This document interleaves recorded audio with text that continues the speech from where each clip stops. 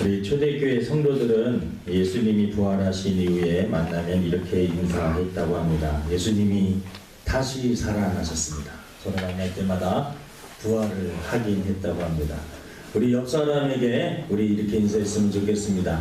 예수님이 다시 살아나셨습니다. 예수님이 다시 살아나셨습니다. 다시 한번 우리 하겠습니다. 예수님이 다시 살아나셨습니다. 예수님이 다시 살아나셨습니다. 믿으십니까? 아멘. 믿는 자에게 부활의 영광에 동참하는 특권이게 될 줄로 믿습니다. 아멘. 예수님의 부활은 많은 사람들이 보았습니다. 한두 사람이 보고 지어낸 이야기가 아니라 많은 사람들, 새벽에 안식구 첫날 주일 아침에 막달라 마리아를 비롯한 여인들이 무덤에 찾았을 때 그 무덤에는 무덤 문이 열려 있고 거기는 예수님은 계시지 아니하고 예수님이 입으셨던 세마포옷은 아지랑이 이렇게 잘 개어져 있었고 그곳에 천사가 있었습니다.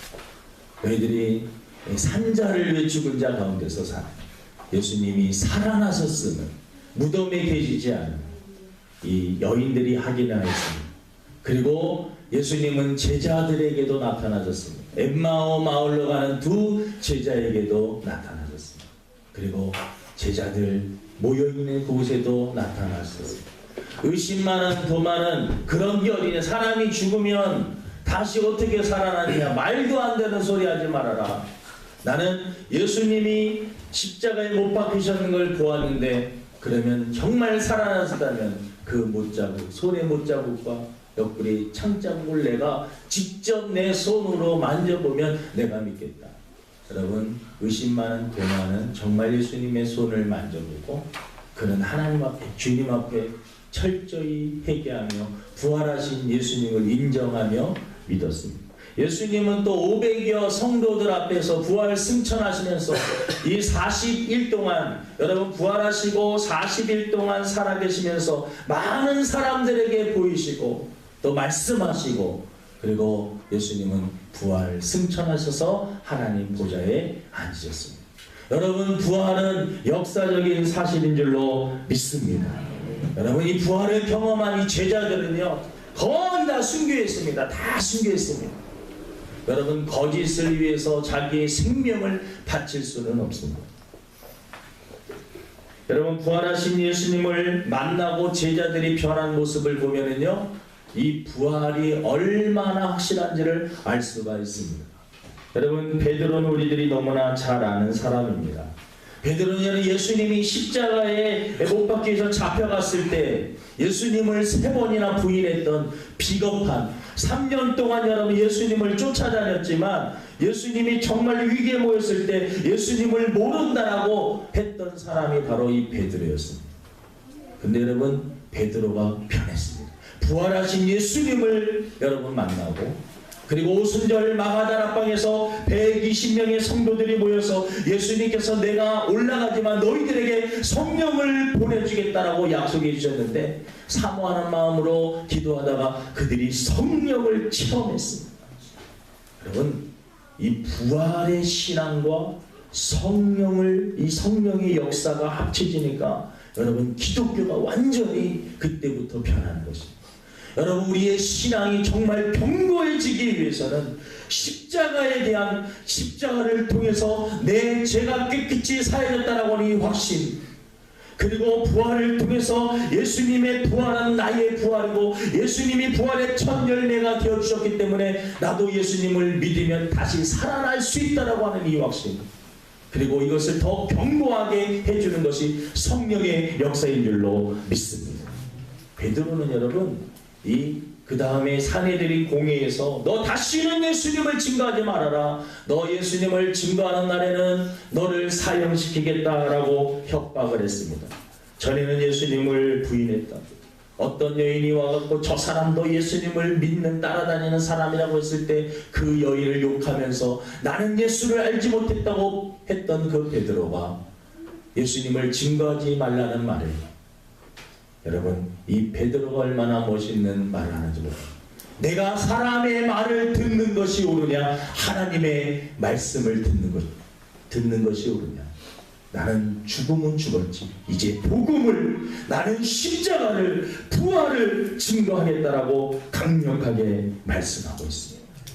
여러분, 우리 주사랑교회 성도들이 신앙으로 견고해지기 위해서 십자가에 대한 신앙, 부활에 대한 신앙, 여러분 그 외에 성령의 놀라운 역사, 여러분 우리 모든 성도들이 이 신앙으로 다시 한번 우리의 신앙을 점검하시기를, 그리고 회복되시기를 주님의 이름으로 축원을 드립니다.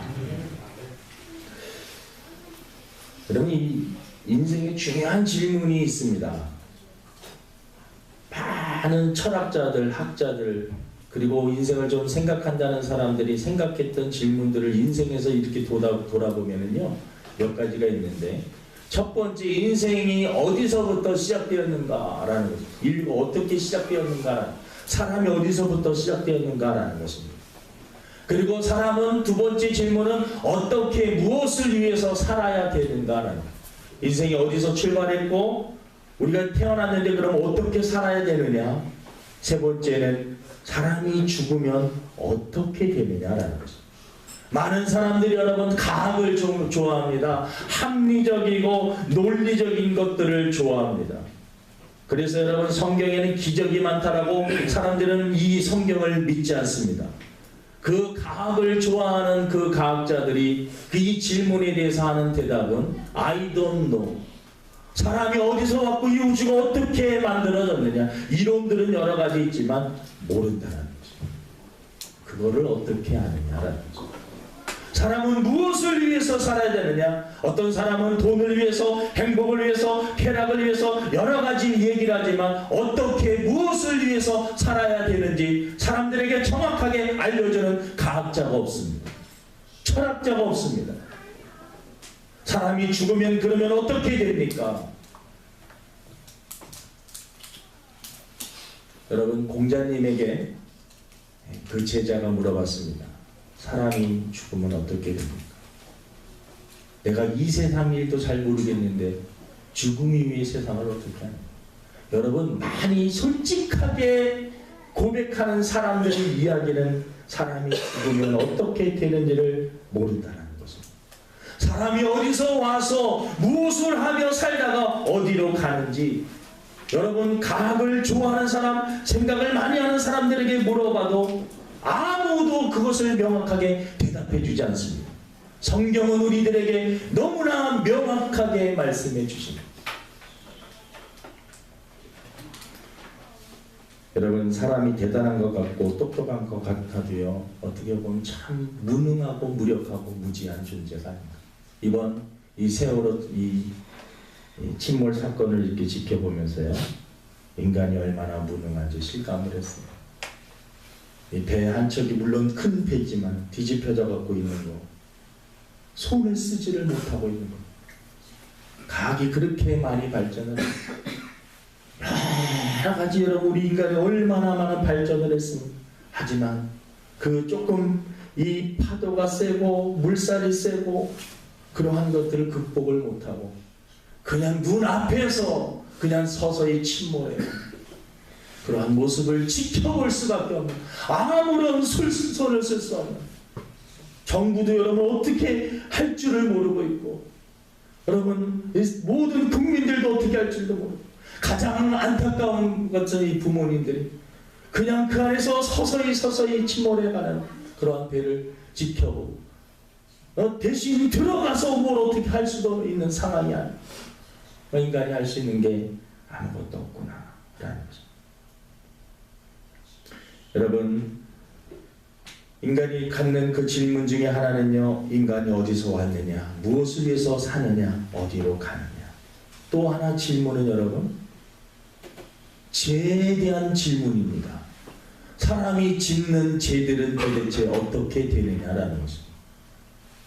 수많은 사람들이 알게 모르게 짓는 그러한 죄들이 있습니다. 자신도 모르고 또 알면서도 모르면서 짓는 죄들은 그냥 하루 잠자고 일어나면 그냥 그 모든 죄들은 사해지는 것과, 내가 과거에 지었던 그러한 모든 죄악들은 그냥 다 없어지는 것입니다.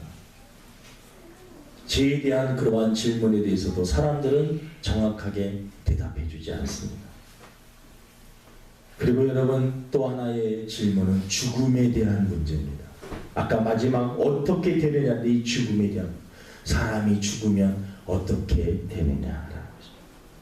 히브리서 9장 27절에 보면 이런 말씀이 있습니다. 한번 죽는 것은 정해진 것이요 그 이후에는 심판이 있으리라. 성경은 여러분 애매하게 말씀하지 않습니다. 태초에 하나님이 천지를 창조하시니라고 분명히 선포하시지 하나님이 창조하셨을 수도 있습니다. 이렇게 애매하게 말씀하지 않습니다. 성경은 사람들이 궁금해하고 모르는 애매하게 말하는 모든 것들에 대해서 이론들을 많이 상상력을 추구해서 많은 이야기들을 만들어내지만 성경은 여러분 사실을 명확하게 정확하게 선포하고 있습니다. 인생이 어디서 왔느냐 여러분 정확하게 말하고 있습니다. 어떻게 만드는 하나님이 말씀으로 이 세상을 창조하셨습니다. 무엇을 위해서 살아야 되느냐, 하나님이 이 땅에 보내셨기 때문에 여러분 하나님의 자녀들, 하나님의 영광을 위해서 고린도전서 10장 31절에 사람 먹든지 마시든지 무엇을 하든지 다 하나님의 영광을 위해서 하라고 말씀을 하고 있습니다. 이번 그 사건을 보면서요, 사람이 사고가 어느 순간에 일어날지 모르는구나. 여러분, 저와 여러분들도 이제 한 번쯤은 생각해야 될 것이 무엇이냐면요, 이 죽음에 대한 문제입니다. 다 다른 사람 이야기겠죠. 수많은 여러분 질병들, 수많은 사건들이 여러분 나를 여태까지 피해간 거 얼마나 하나님의 은혜인지 모릅니다. 하나님의 은혜입니다.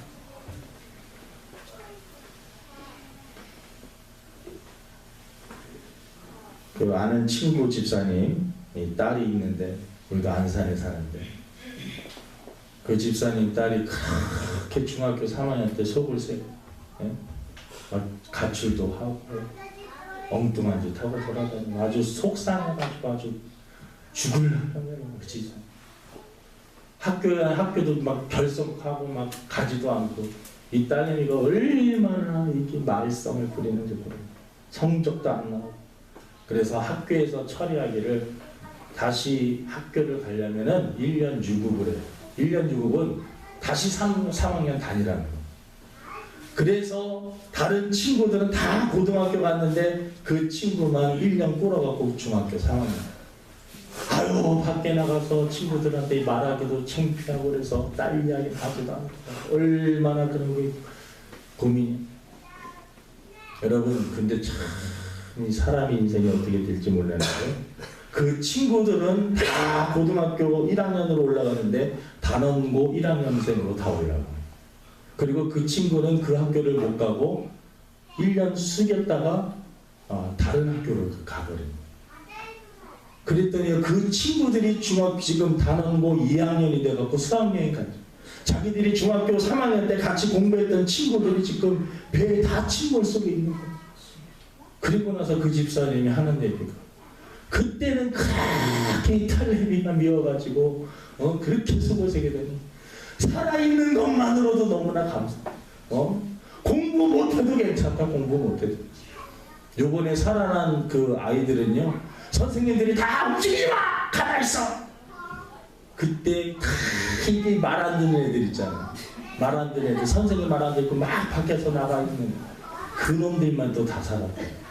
이게 선생님의 말을 잘 듣고 살아야 되는 건지. 그 방송에도 여러분 가만히 있으세요. 가만히 있으세요. 선장 그분은 어떻게 될지 모르겠어요. 외국에서 여러분 이런 사건이 있어갖고 그 선장일 때 여러분 어떠한 벌을 내려 2700년 감옥형. 외국에는요 그걸 우리는 무기징역이라고 하는데 외국에서는 2700년 동안 감옥에서 살아야 한다. 어디 가장 먼저 이렇게 나올 수가 있을까? 모르겠어요. 사람이 자기 그 상황이 우리가 직접 앉아서 봐서 모르는데 선원들은 거의 다 살았어. 거의 다. 거기 밑에 이렇게 뉴스 그 자막 보니까는요. 선원 거의 다 살았어. 다 살았어. 가장 먼저 빠져나왔어. 그러니까요, 가만히 있으라고 방송을 해놓고 자기 그 선원들에게는 지금 빨리빨리 탈출해야 되니까 맞다 빨리빨리 나가래. 그리고 다른 사람들은 가만히 있다. 가만히. 그리고 말 안 들었던 학생들은 다 또 이렇게 또 살고. 이게 참 인생이 어떻게 될지 모르겠어요. 안산에 있는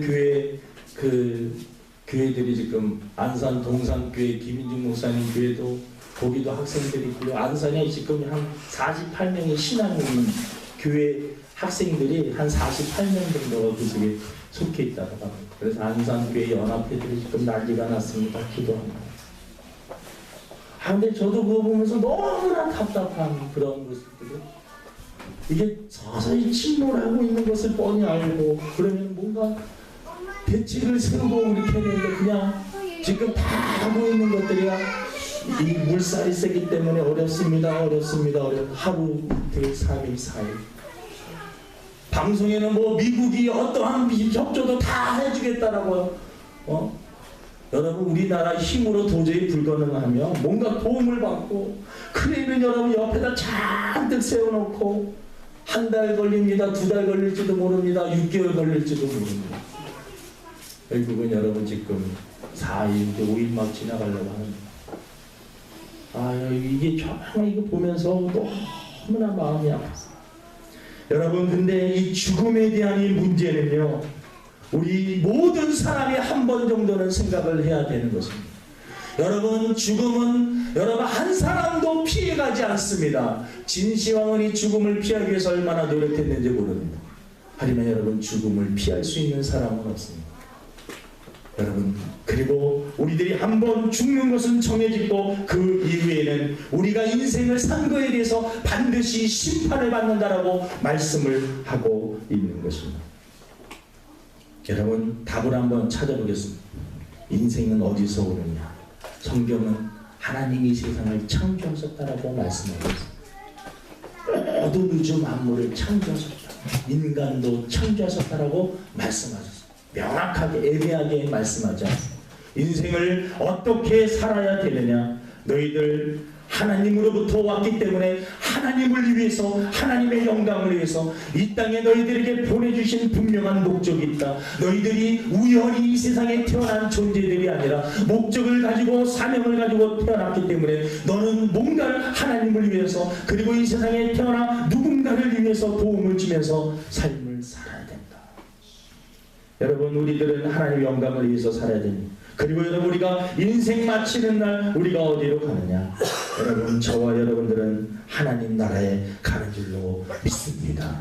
누가 하나님 나라에 가느냐? 여러분, 인간 스스로의 노력으로는 자기의 죄를 씻을 수가 없기 때문에, 여러분, 요한복음 1장 1절을 잘 읽어보시면은요, 태초에 말씀이 계시니라 그 말씀이 하나님과 함께 계셨다라고 말씀하고 있습니다.